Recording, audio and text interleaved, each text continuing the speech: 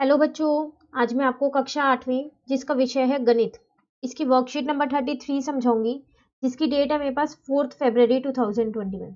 आज की वर्कशीट में हम सीखने वाले हैं बीजीय व्यंजक के पद, गुणनखंड तथा गुणांक। ठीक है, व्यंजक हमने बनाना वहां पर सीख लिया था लास्ट वर्कशीट में। आज हम उसके पद, गुणनखंड और उसके गुणांक के बारे में जानेंगे। ठीक है ना। चलो देखो, मैं आपको पहले यहाँ पर बताती हूँ एक उदाहरण से, उसके बाद हम अपनी वर्कशीट शुरू करेंगे। ठीक है, जैसे कि मैंने यहाँ पर एक व्यंजक यहाँ मैं ले लेती हूँ खुद से। तो 2xy प्लस 9y प्लस 3 ये है। तो इसमें हम तीनों चीज निकाल सकते हैं, पद भी, गुणनखंड भी और गुणांक भी। कैसे निकाल सकते हैं? देखो, पद का मतलब होता है इनको अलग कर दो। जैसे कि इसमें एक पद ये है, एक पद ये है और एक पद ये। तो इस व्यंजक में तीन पद है, 2xy कॉमा 9y और कॉमा 3। तो ये पहला पद है, ये दूसरा पद है, ये तीसरा पद है। तीन पद है इनके अंदर। ठीक है, अब ये पद को मैंने अलग अलग कैसे बांटा? In plus minus multiply divide से, इन्हीं से ये पद अलग अलग बढ़ते हैं। अब अगर मैं एक यहाँ पर ले लूं 4xy minus 9 plus x upon 2, तो इसमें भी तीन पद है, लेकिन कौन कौन से हैं? एक है 4xy और एक आप कहोगे 9 है। बिल्कुल नहीं, 9 नहीं है, एक माइनस का 9 है और एक है x/2।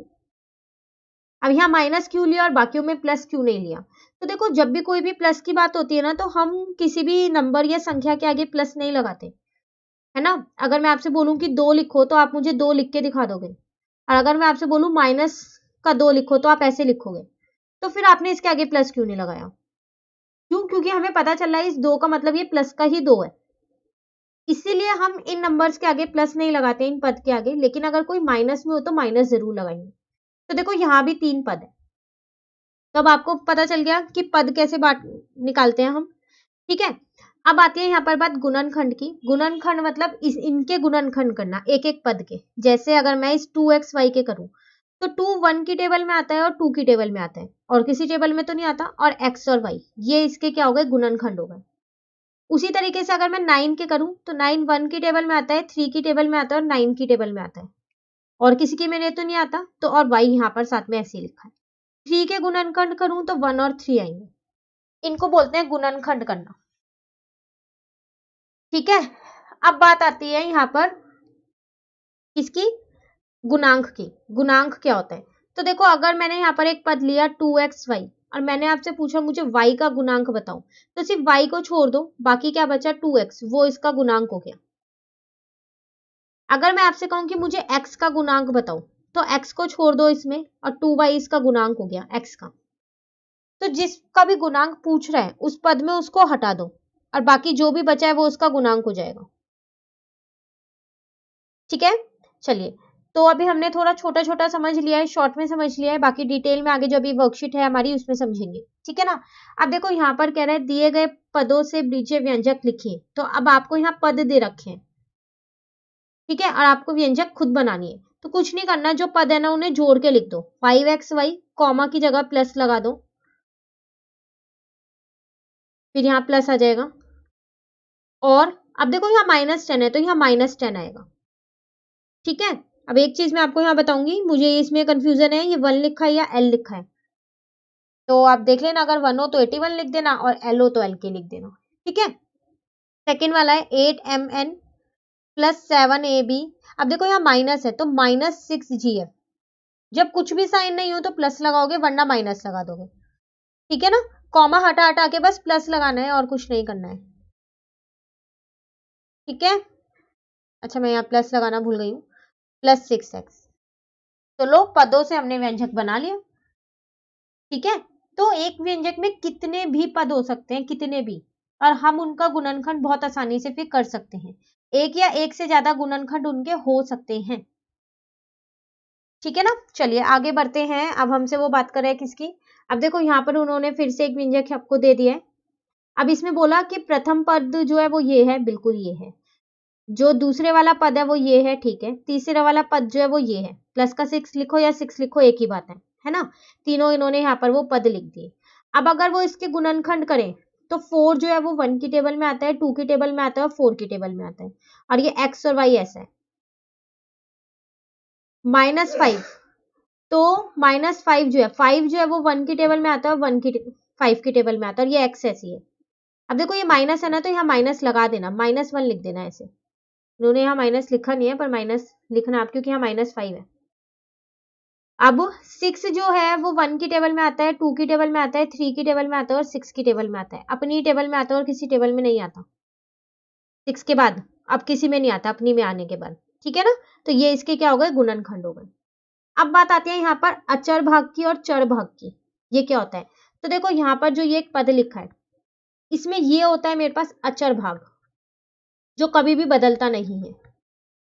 अब फिर ये एक्स वाई, ये होता है मेरा चर भाग, जो बदलता रहता है, जो स्थिर नहीं होता, ठीक है। उसी तरीके से अगर मैं इसमें देखूं -5x, इसमें जो x है वो मेरा चर भाग है, और जो -5 है वो मेरा क्या है, यहाँ पर अचर भाग है,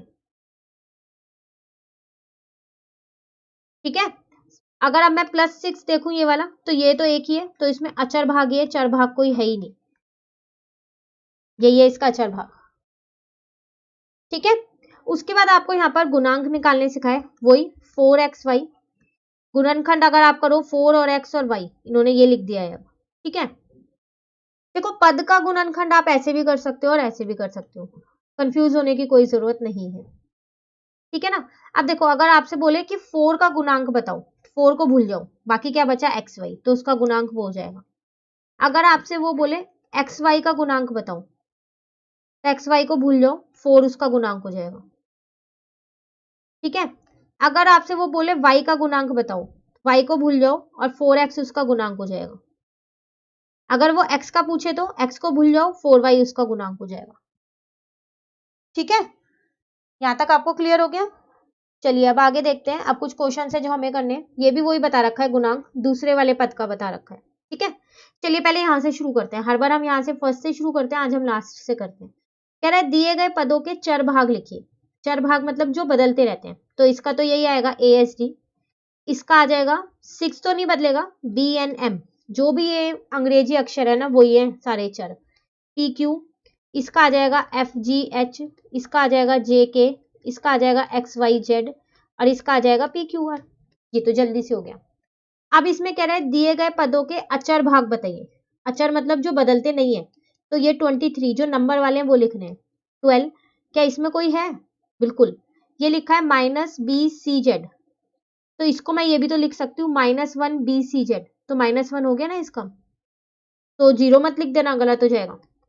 इसका 79 है, इसका 15 है, इसका 9 हो गया, इसका 18 हो गया, इसका 72 हो गया। तो देखो 2 क्वेश्चन तो जल्दी से हो गए, लास्ट क्वेश्चन रह गया। अब कह रहा है दिए गए पदों के गुणनखंड ज्ञात कीजिए, तो गुणनखंड बताने हैं, दोनों में से कोई सा भी तरीका लगा सकते हो, जैसे उन्होंने ये वाला लगाया एक गुणनखंड, और एक ये वाला लगाया है, मैं ये वाले से करवा रही हूँ, आप इससे भी कर सकते हो। तो 12 1 की टेबल में आता है, 2 की टेबल में आता है, 3 की टेबल में आता है, 4 की टेबल में आता है, 6 की टेबल में आता है, 1 2 3 4 5 6 7 8 9 10 11 12 की में आता है, और एक्स वाई, बस अब किसी में नहीं आता। फिर 20 AB का निकाला, 20 किस किस की टेबल में आता है, 1 की में तो सारे ही नंबर आते हैं, 1 की टेबल में आता है, 2 की में आता है, 4 की में आता है, 5 की में आता है, 6 7 8 9 10 10 की में आता है ना 10 की में, और किसकी में आता है, अब सीधा 20 की में आता है, और A और B ऐसी है, ठीक है। फिर उसके बाद आएगा यहाँ पर 17 HG, 17 तो क्या कहते हैं, किसी की टेबल में नहीं आता, वो 1 और 17 ही आएगा, ठीक है। 50XVZ, 1 की टेबल में आता है 50, 2 की टेबल में आता है 3 4, 4 की टेबल में 50 आता है, अगर हम 4 की टेबल में देखें तो नहीं आता 50 4 की टेबल में, ठीक है। 5 की में आता है, 6 की में नहीं आता, 7 की में नहीं आता, 8 की में नहीं आता, 9 की में नहीं आता, 10 की में आता है, उसके बाद किसी की में भी नहीं आता, 25 की में आता है, 50 अपनी में आता है, और XYZ हो जाएगा, ठीक है। उसके बाद अगर हम फिफ्थ वाला देखें -40, देखो यहाँ पर माइनस है, तो मैं एक नंबर माइनस का लिख देती हूँ, बाकी अब सारे प्लस के लिख दूंगी। 2 की में आता है, अच्छा कॉमा लगा देती हूँ मैं, मल्टीप्लाई नहीं लगाना, कॉमा लगाना। 2 की में आता है, 3 की में नहीं आता, 4 की में आता है, 5 की में आता है, 6 की में नहीं आता, 7 की में नहीं आता, 8 की में आता है, बिल्कुल 8 5 9 की में नहीं आता, 10 की में आता है। अब 40 बाकी किसी में नहीं आता है, 11 से इसमें 20 की में आता है और 40 अपनी में आता है, ठीक है ना।